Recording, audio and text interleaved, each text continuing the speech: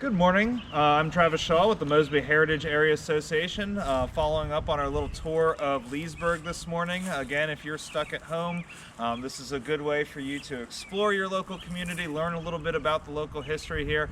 And I'm standing in one of my favorite spots in Leesburg, and this is the site of the Old Stone Methodist Church. Now obviously the church is no longer here, but you can still visit the cemetery, you can still visit the site.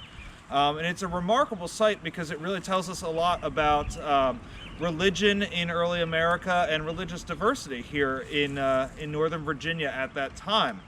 Now, of course, in the 18th century, the Anglican Church, the Church of England, is the established church, and whether you belong or not, you're still legally required to pay tithes to the church.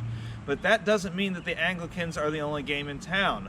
We have a lot of different groups coming to this area in the mid-18th century. We have Germans.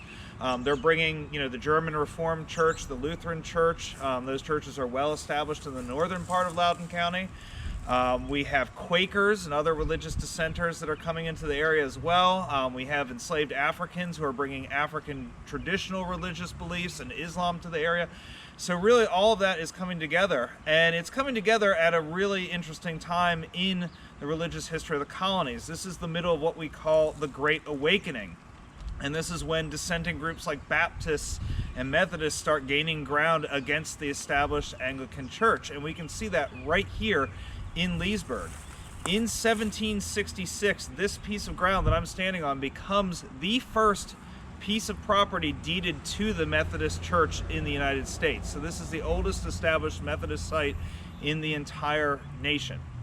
It's also plays a really huge role in the history of the Methodist Church because right here behind me, this stone marks the grave of Richard Owings, who is the first American-born, native-born Methodist preacher.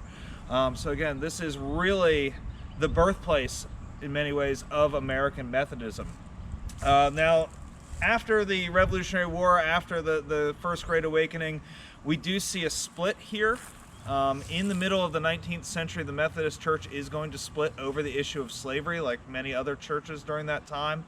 The church here becomes segregated. There is a newer Methodist church just a block over on Loudoun Street, and that was where the white congregants gathered, and then the African American congregants would gather here at the Old Stone Church for many years until the building was torn down around 1900.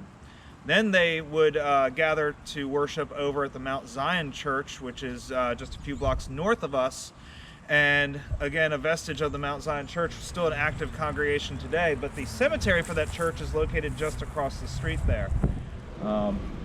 So in this one spot, we have kind of a microcosm of religious history through the 18th, 19th, and early 20th centuries. So it's a really fascinating spot. It's worth a walk to if you're here in downtown Leesburg.